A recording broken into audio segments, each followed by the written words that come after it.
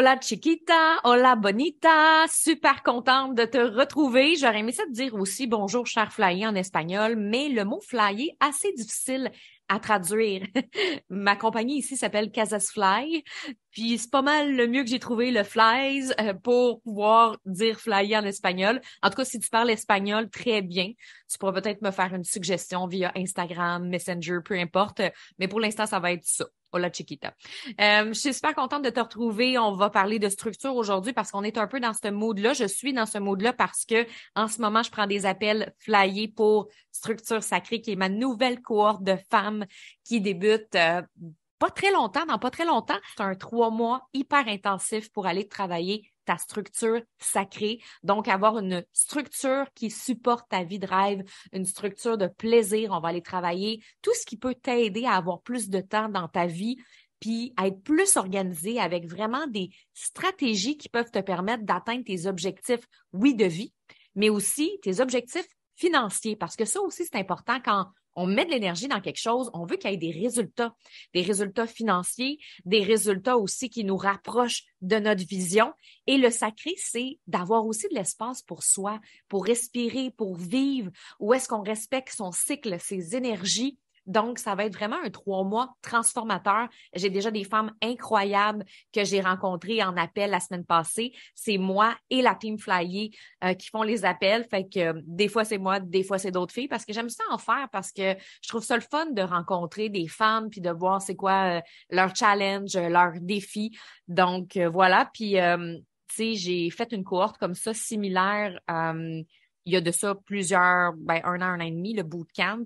Puis ça a été tellement transformateur pour les filles. Les filles qui ont fait le bootcamp m'écrivent encore aujourd'hui pour me dire à quel point ça les a aidées. Il y a des filles que ça a complètement propulsé en termes de chiffre d'affaires. Il y a des filles qui sont passées de zéro aujourd'hui, font du 100K, 200K, 300K. Il y en a qui sont parties de plus haut puis qui font plus aujourd'hui. Mais ce que je veux dire, c'est que il y a plein de femmes que le bootcamp, ça les a propulsées.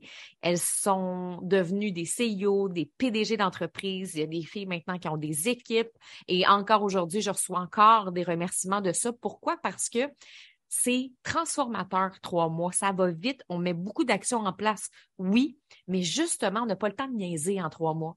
Pas le temps de niaiser en 3 mois. C'est comme pas juste de l'action que go, on fait ça. Non, non, non. Oui, c'est de l'action. Go, on fait ça. Mais c'est pourquoi tu t'empêches de faire ça depuis longtemps? Puis c'est quoi ta peur là, qui t'empêche de te mettre de l'avant, mais que tu le sais que si tu fais ça, ça va propulser ta business. Fait que oui, on fait des actions à 1 million de dollars, mais aussi je vais te poser des questions à 1 million de dollars qui vont avoir un impact direct sur ta vie d'entrepreneur. Fait que j'ai tellement hâte de commencer cette cohorte-là. Si tu veux prendre ton appel flyer, tu peux le faire dans les notes du podcast.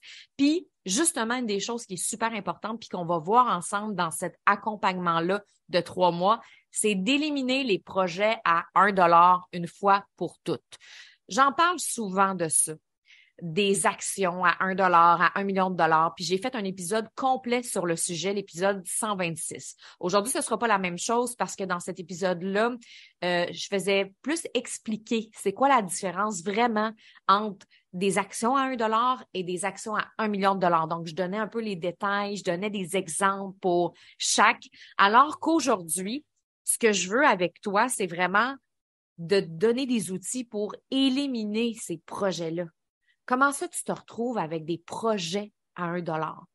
Qu'est-ce qui fait que ça, c'est dans ton horaire, puis que ça revient, puis que là, tu as toujours l'impression un peu de perdre ton énergie, ton temps, puis de ne pas atteindre tes objectifs. Donc, c'est ça qu'on va faire ensemble aujourd'hui, puis je vais te donner 3 façons, en fait, d'éliminer les projets à 1 dollar une fois pour toutes. Je veux juste te rappeler avant qu'on commence, là, c'est quoi la différence entre des actions à 1 dollar ou à 1 million de dollars? Les projets à 1 dollar, c'est des projets à basse valeur. Tu as l'impression là, de travailler fort et dur pour peu de résultats. C'est normal parce que c'est pas des projets qui ont une grande valeur qui peuvent t'amener à justement réaliser ta vision. Puis les projets à 1 million de dollars, ben ça, c'est des projets à grande valeur qui peuvent t'amener à atteindre tes objectifs financiers puis d'entreprise. Mais on va aller un petit peu plus en profondeur quand on va commencer justement les conseils que je vais te donner par rapport à éliminer les projets à 1 dollar parce que ça fait toujours ressortir ceux qui valent plus cher quand on travaille là-dessus. Donc, on commence maintenant avec le premier point. Identifier et évaluer les projets porteurs versus les projets grugeurs. Si on veut éliminer les projets à 1 $, c'est nécessaire de savoir comment on les identifie, ces projets-là. Comment je fais pour savoir si ce projet-là, il est porteur? Puis comment je fais pour savoir si ce projet-là, il est grugeur? Les projets porteurs, c'est ceux qui ont un impact sur le long terme dans notre business. Ils nous permettent de se rapprocher de notre grande vision. C'est des projets là, qui nous donnent de l'énergie, qui nous font vibrer, alors que les projets grugeurs, eux, ça le dit dans le mot, ça nous gruge d'énergie. C'est pas eux qui nous font triper, puis ils nous donnent aussi l'illusion. Ah ouais, l'illusion qu'on va faire de l'argent, là. Hein? Hey, moi, je sais, Steph, il faut que je fasse ce projet, ça va me faire de l'argent. Je vais avoir des clients grâce à ça. Ça, c'est une illusion. L'illusion que ce projet-là va t'apporter plus d'argent. Ça, c'est l'histoire de la vie de mon papa. L'histoire de la vie de mon père, artiste peintre, qui a un grand, grand talent pour faire des toiles à 1 million de dollars, qui aurait pu tellement monétiser sa passion d'artiste. Mais mon papa, là, c'est le genre de gars qui cherchait toujours le projet payant, le projet qui peut lui rapporter de l'argent, le projet qui peut lui permettre de vivre ses rêves d'avoir une maison dans les Caraïbes. Rêve que j'ai réalisé aujourd'hui de mon père. Mais c'est ça, en fait, c'est que mon père, là, il était toujours en train de sauter sur les objets brillants, les objets scintillants. Et ça, je vais t'en reparler dans un instant, mais c'est ce qui fait qu'il était toujours en train de focusser sur les clients puis l'argent, puis pas parce qu'il avait pas un bon cœur. Mon père, c'est un grand cœur. Il avait pas d'argent puis il donnait de l'argent à l'UNICEF, là. Il cotisait mensuellement des organismes pour aider les gens, puis il n'y avait même pas d'argent. Mais en même temps, c'est pas parce qu'il n'y avait pas de cœur qu'il focusait sur l'argent puis les clients, c'est qu'il voulait réaliser ses rêves. Mais il était toujours en train de créer un nouveau projet. À un moment donné, il s'est mis à vendre des toutous, j'en ai déjà parlé. Puis là, après, vendre des petites radios. Puis là, après, vendre des trottinettes. Il a parti plein de business, de jus, de santé, de bien-être, de plein d'affaires dans sa vie. Il y avait de la misère à déterminer c'était quoi la différence entre les projets porteurs et les projets grugeurs. Et 80% des entrepreneurs avec qui je jase sur les médias sociaux ont trop de projets qu'elles veulent réaliser en même temps et c'est pas évident pour elles de choisir tout le temps. Je veux faire, Steph, ma chaîne YouTube, puis mon podcast. Je veux lancer aussi une nouvelle formation. Puis là, j'ai 2 offres en tête. Mais là, je veux faire du coaching one-on-one. Mais là, je veux faire un accompagnement. Mais là, ça va être le fun parce que là, je vais faire ça puis je vais partir 2 nouveaux médias sociaux. Mon Dieu, on va se calmer. Toutes ces femmes-là ont un point en commun. Elles sont passionnées et créatives, comme mon père l'était. Puis moi aussi, je suis passée par là. J'avais de la difficulté à canaliser cette énergie-là, à l'utiliser de la bonne façon, parce qu'il y a une façon d'utiliser son énergie créative pour qu'elle soit payante. Il faut la mettre dans la matière, cette énergie-là, pour qu'elle devienne concrète, tangible et qu'elle nous attire de l'abondance. Mais le problème de ces filles-là, ou que mon père avait, c'est que tu essaies de tout faire en même temps. Et finalement, tu choisis pas le bon projet. Et là, tu retombes dans la loupe d'essayer un autre projet, mais là, ça marche pas plus, puis un autre projet, puis ça marche pas plus. Puis à un moment donné, tu es tanné. Puis ça a un impact sur ta confiance en toi. Mon père avait une confiance en soi qui était pas indestructible. Il doutait de lui constamment parce que ses projets ne marchaient pas.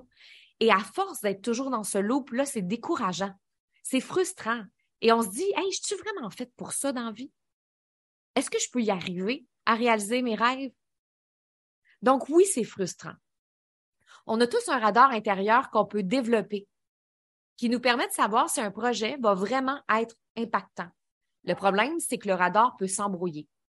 Le bruit du signal, celui qui nous dit « oui, c'est ce projet-là », c'est pas lui, là, c'est lui. Il peut interférer avec d'autres signaux indésirables qui peuvent provoquer des interférences. C'est quoi les signaux indésirables? Ben, j'en ai parlé tantôt. Quand je parlais de mon père qui se lançait dans un projet, puis un autre, ce sont les objets réfléchissants, les objets brillants. Ben oui, j'en parle de ça souvent. Le maudit objet qui brille, là, puis qu'on pense que ça va nous rapporter des clients puis de l'argent. Cette espèce d'illusion-là que c'est lui le bon projet, mais c'est pas lui. Ton radar te le dit, c'est lequel. Sauf que tu l'as pas écouté. Tu es allé sur un autre projet parce que tu penses que c'est ça qui va aller plus vite, mais c'est pas ça. En entrepreneuriat, c'est clair qu'on veut réussir, là. On veut faire de l'argent, on veut avoir des clients, c'est normal. On ne s'est pas lancé en entrepreneuriat pour pas faire d'argent puis pour pas avoir de clients. Donc, inconsciemment, on est parfois plus interpellé par les victoires court terme que les victoires long terme.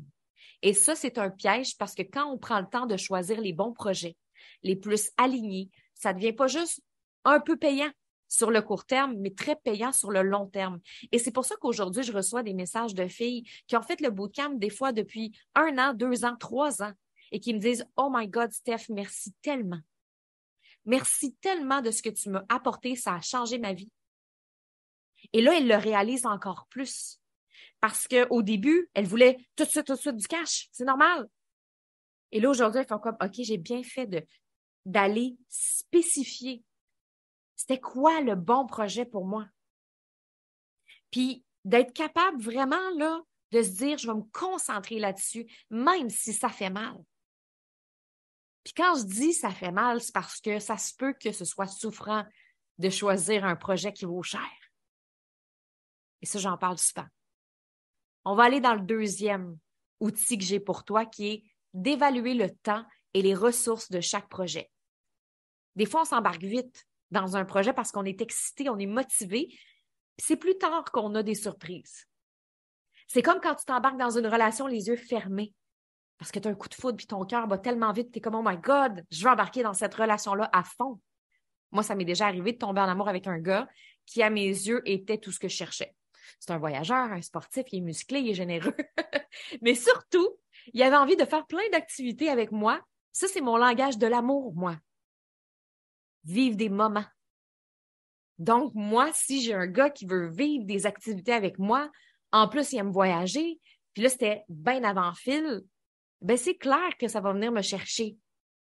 Et quand j'ai commencé à sortir avec ce gars-là plus sérieusement, puis habiter avec, hey, c'était pas ça pantoute. C'était un gars de plus de routine, voulait pas tant voyager. On faisait presque pas d'activité à part écouter la télé. Puis là, j'étais comme, oh my God, c'était pas l'homme que je pensais. Pourquoi? Parce que j'étais tellement en amour avec l'amour que j'ai pas réalisé les red flags ou les petites alertes que mon cerveau m'envoyait parce que je m'en étais pas rendu compte. Mais dans le fond, c'était mon coup de foudre qui me faisait croire que c'était la bonne personne. Puis finalement, quand mes yeux s'ouvraient, je réalisais que c'était pas ça. Ben, nos projets, c'est ça. Souvent, ils nous excitent autant qu'un coup de foudre, mais c'est important de les évaluer avant d'aller trop loin puis de s'embarquer dans quelque chose de plus long terme. Les projets à $1 peuvent souvent nous consommer un temps puis des ressources importantes puis finalement nous apporter peu de résultats. Donc, il y a des projets qu'on peut passer des mois dessus. Et là, on sort ce projet-là puis finalement, pas de résultats. Comment ça, donc? C'était pas le bon projet. Donc, c'est important d'évaluer combien ça te coûte en termes d'énergie. Ça va te prendre combien de temps? C'est quoi les ressources impliquées aussi financières? Faut-tu que tu engages des gens? Ça, c'est toutes des choses qui sont importantes à évaluer. Parce que si ça te coûte super cher, ça te prend énormément de temps et d'énergie, ça se peut que ce soit pas rentable. Quand j'ai commencé dans ma business, je faisais beaucoup de retraites. Puis j'aime ça faire des retraites, puis je veux continuer à en développer et à en faire davantage. Mais j'ai appris. La fille généreuse que j'étais avant, j'étais encore généreuse, c'est juste qu'il a fallu que je discipline ma générosité parce que sinon je serais complètement pauvre. Mais ce que je veux dire, c'est que la fille très, très généreuse que j'étais dans mes débuts quand je faisais des retraites, c'est que je perdais beaucoup de temps, d'énergie puis d'argent. Dans le sens que j'organisais des retraites, puis quand je sortais de la retraite, des fois, j'étais dans le moins. Je faisais pas de profit. Puis c'est frustrant parce que ça me prenait des mois à préparer, à organiser des activités pour les filles, à préparer l'hébergement, la logistique, les repas. Puis finalement, au final, pour toute l'énergie que j'avais mis, des fois, ça me prenait 3 mois à organiser tout ça. Des fois, il me restait pas d'argent. Des fois, j'étais dans le moins. Des fois, je faisais 200 $ de profit. Pourquoi? Parce que j'étais super généreuse. Puis, dernière minute, je vais acheter des cadeaux aux filles. Chaque fille va avoir une boîte, puis chaque fille va avoir ça, puis chaque fille, ça va être super le fun, je vais donner des cadeaux aux filles. Puis là, on arrive sur place. Les filles prennent un petit verre de vin. « Ah, je vais aller acheter d'autres vins. Ah, je vais aller acheter des desserts. » Et là, finalement, les coûts qui augmentent. Et là, en plus, je faisais travailler mon adjointe dans ce temps-là. Fait que là, au bout du compte, ça me coûte full de ressources financières, ressources de gens qui travaillent pour moi et des mois à passer à monter cette retraite-là qui me rapporte à peine de l'argent. Aujourd'hui, je peux organiser des retraites avec un autre mindset parce que j'ai appris de ça. Mais il y a des projets qu'on ne réalise pas qui ne nous rapportent pas d'argent. Fait que oui, c'est important de penser à ces choses-là. La troisième chose que je veux te partager qui peut te permettre d'éliminer une fois pour toutes tes projets à 1$, c'est de te permettre de passer la Chansa pour réduire ton nombre de projets. Je dis parfois à mes clientes à la blague que moi, je suis une pro de la Chansa. De la tronçonneuse pour les Européennes. Et je te rassure, ça n'a rien à voir avec le film d'horreur Massacre à la tronçonneuse. Puis jamais non plus tu vas me voir couper un arbre parce que j'aime beaucoup trop la nature. Mais ce que je veux dire, c'est qu'il ne faut pas avoir peur d'éliminer en grand plusieurs projets pour faire de la place aux plus importants. Il y a beaucoup de femmes qui ont plusieurs petits projets, des petits projets à 1$ et qui pourraient se concentrer sur un seul à 1 million de dollars qui pourrait faire toute la différence. Quand tu choisis un kit dans ton garde-robe pour une sortie, ça ne veut pas dire que tu dois acheter tous les autres vêtements. Tu sais, tu regardes dans ton garde-robe, puis là, tu choisis un kit en fonction de quoi? De l'endroit où tu vas, de l'occasion qu'il y a en arrière, de l'objectif, de ta personnalité. Et quand on choisit un projet au lieu d'un autre, ça ne veut pas dire qu'on ne fera pas l'autre, mais on le choisit en fonction de l'endroit où on veut aller, de l'objectif qu'il y a en arrière. Qu'est-ce que je veux en fait? Où est-ce que je m'en vais? Et de notre personnalité. Donc ça, c'est super important à comprendre parce que on veut toutes des fois porter. Je voudrais mettre cette robe-là, puis je voudrais mettre ce pantalon-là, mais tu vas pouvoir les mettre. Mais tu n'es pas obligé de toutes les mettre ensemble. Tu n'es pas obligé de mettre ta jupe rose psychédélique avec ta chemise zébrée, puis ton chapeau de beau en même temps avec tous tes bijoux. Tu sais, tu peux y aller un peu plus et harmoniser. Tu peux commencer par une chose à la fois. Sors ce kit-là. Prochaine fois, ce sera un autre kit. Donc, c'est important de ne pas avoir peur d'éliminer plein de projets à 1$ qui nous tirent du jus pour faire de la place au plus important. Donc, c'est ça que je voulais te partager aujourd'hui. Je te rappelle les 3 trucs parce que c'est vraiment important et ça va te permettre d'éliminer les projets à 1$ une fois pour toutes. Premièrement, identifier et évaluer les projets porteurs versus les projets grugeurs. Deuxièmement, évaluer le temps et les ressources de chaque projet. Et troisièmement, te permettre de passer la Chansa, la tronçonneuse, pour réduire ton nombre de projets. Avec ça, ça va t'aider. Puis si tu as besoin d'avoir de l'accompagnement pour le faire, puis aller un peu plus en profondeur dans des exercices qui vont t'aider à bien identifier tes projets à toi à 1 million de dollars, ça va se faire dans Structure Sacrée. Je t'ai mis les liens dans les notes du podcast. Merci beaucoup d'avoir été là. C'est toujours un plaisir de jaser avec toi, de t'offrir un moment concret aussi, parce que c'est ça le but des podcasts. Tu sais, j'aime ça, moi, donner des trucs, des outils. Je le sais qu'on a une vie souvent occupée. On a plein de choses. On a envie d'en profiter. Donc, c'est le fun d'avoir des podcasts ou d'avoir des contenus qui nous permettent d'avancer concrètement comme femme entrepreneur. Puis ça, j'aime ça. J'aime être dans le flow, mais j'aime aussi être dans le concret pour pouvoir te donner des outils que tu peux utiliser à partir de maintenant et qui va avoir un impact dès aujourd'hui. Merci beaucoup d'avoir été là aujourd'hui pour un autre épisode de podcast. Si tu as aimé l'épisode, je t'invite à aller faire un 5 étoiles sur Apple Podcasts, à l'écrire un petit commentaire. Puis, c'est toujours un plaisir de t'accompagner chaque semaine. J'aime ça, t'offrir un moment aussi concret parce que on le sait que dans notre vie d'entrepreneur, on a tellement de choses à penser puis à faire. Puis, c'est le fun quand on est capable d'écouter un podcast et faire comme, OK, là, je vais prendre ça du podcast, je vais aller l'appliquer concrètement dans ma business à partir de maintenant, à partir d'aujourd'hui.